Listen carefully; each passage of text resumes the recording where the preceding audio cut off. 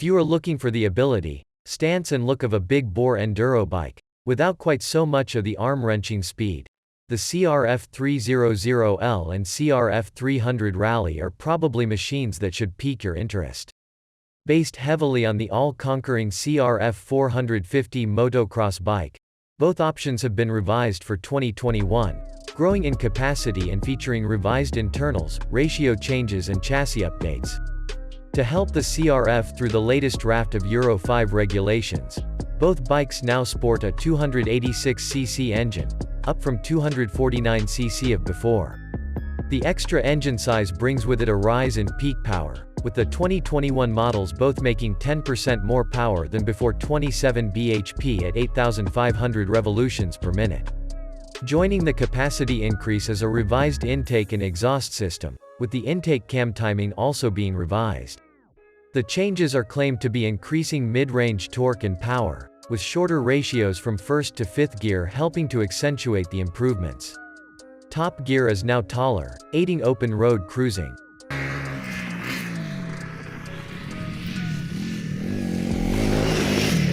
To make it compliant with Euro 5 emission standards and gain power and flexibility in the process, the DOHC single has grown from its original 249.6cc to 286cc by increasing the stroke from 55 mm to 60 mm, while bore remains unchanged at 76 mm. This extra displacement through longer stroke produced the expected benefits: a little extra power, from 24.8 to 27.3 horsepower at 8,500 revolutions per minute, and a more substantial increase in peak torque, from 16.7 pound-feet at 6,750 revolutions per minute to 19.6 pound-feet at 6,500 revolutions per minute.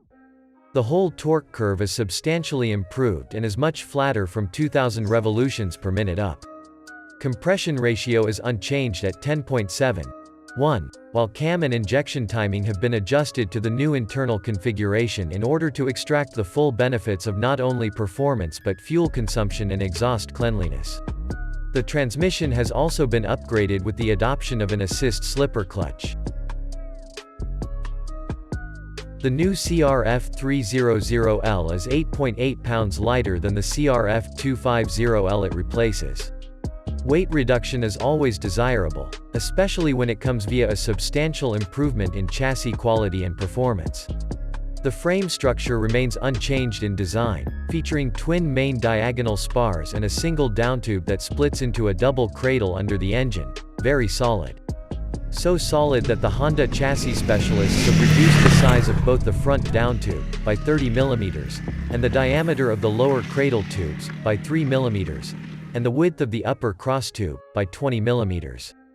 Not only is the frame lighter, it's also better tuned in terms of lateral flexibility, which increases by 25%. The incorporation of a new cast aluminum swing arm completes the reduction of both weight and the overall rigidity of the chassis. In his December 4th story, Chassis Flex is a crude technology, Kevin Cameron explains how the theory surfaced in MotoGP and was applied to make the structure absorb bumps on the track's surface that upset the stability of racers at extreme lean angles. But the final results proved controversial.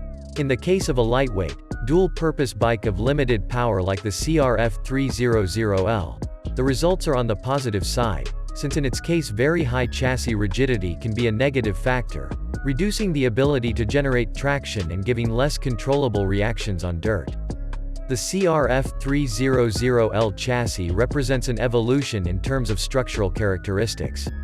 The wheelbase of this new chassis spans 57.2 inches, about 0.5 inch longer than the CRF250L. Ground clearance increases from 10 inches to 11.2 inches by lifting the engine inside the frame and adopting taller suspensions.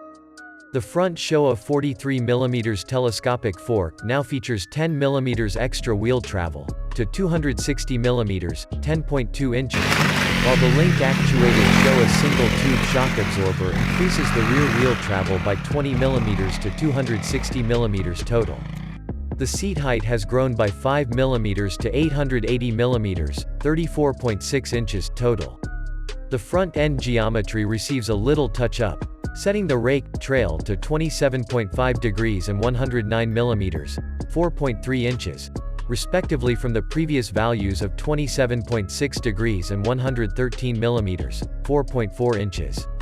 The lightweight braking system uses a single 256 mm front rotor paired with a 2-piston caliper, while at the rear the single 220 mm rotor uses a single piston floating caliper. A 2-channel ABS system is included as standard equipment.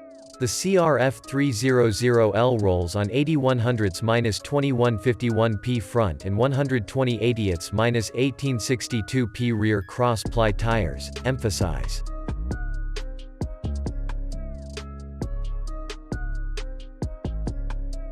There is going to be a 2021 Honda CRF300L and CRF250L Rally, in Europe, at least. We're getting our first look at these two dual-sport motorcycles. It's not a surprise to see this bump, as the CB300F and CBR300R serve as a proof of concept for that displacement for this powerplant. We wonder why it took so long. Happily, the displacement increase isn't the only change, so let's dig in. Honda went from 250 to 300 via a longer stroke. Not quite a full 300, the engine now displaces 286 cc. In addition to the additional 36 cc, the motor gets other updates. The intake cam timing is new, and the air intake and exhaust systems have been revised to reflect the extra air needed by the larger powerplant. According to Honda, that means a 10% in horsepower and a torque boost of 18%. The engine now meets Euro 5 standards, which bodes well for the 300Ls to make it to the United States. The peak power output is now 27 horsepower at 8,500 revolutions per minute, and 20 ft-lbs of torque at 6,500 revolutions per minute. Acceleration should be significantly improved, as the lower 5 gears have shorter rations. For highway use, 6th gear is higher. An assist and slipper clutch is now employed. According to Honda, the clutch lever pull is reduced by 20%, and the slipper function will help during aggressive downshifts.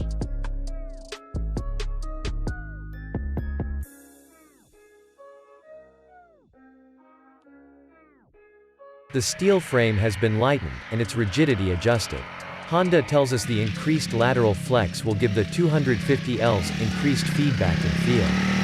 Suspension travel increased. Both the 2021 Honda CRF300L and CRF250L Rally get an additional 0.4 inches of front wheel travel. The CRF300L get rear wheel travel boosted by 0.8 inches. The taller Rally seat is now 0.4 inches lower, while the standard CRF300L seat is 0.2 inches higher.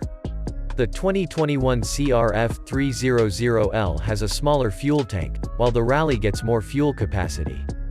The CRF300L is down to 2.1 gallons, and the Rally now carries 3.4 gallons, an increase of almost 3 quarts. Ergonomics have been updated for the 2021 Honda CRF300L. The handlebar bend is now more pulled back, with the foot pegs moved lower and back. This is in conjunction with the narrower fuel tank and seat. Comfort has been improved for the 2021 Honda CRF300L Rally. The long-distance runner has weights inside the handlebar for less vibration to the hands, and rubber inserts into the foot pegs to isolate the feet from vibration.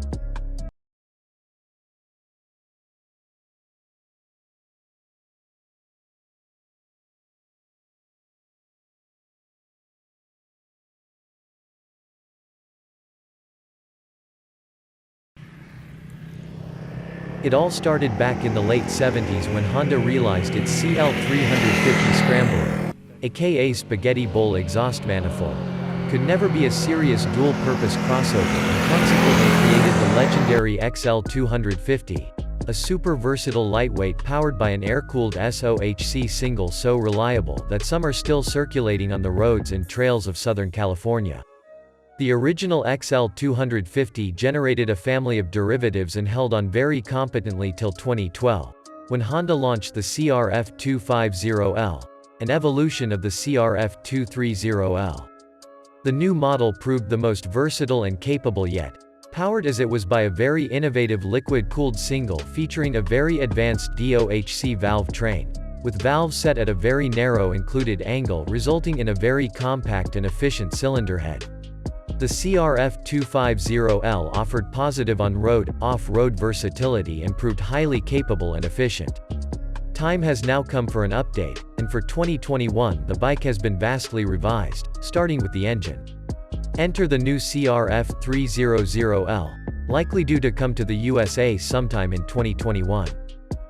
That's all for the video review of the CRF300L. Please like and subscribe on my YouTube channel and hit the notification to keep you updated on my latest uploads. See you on my next vlog.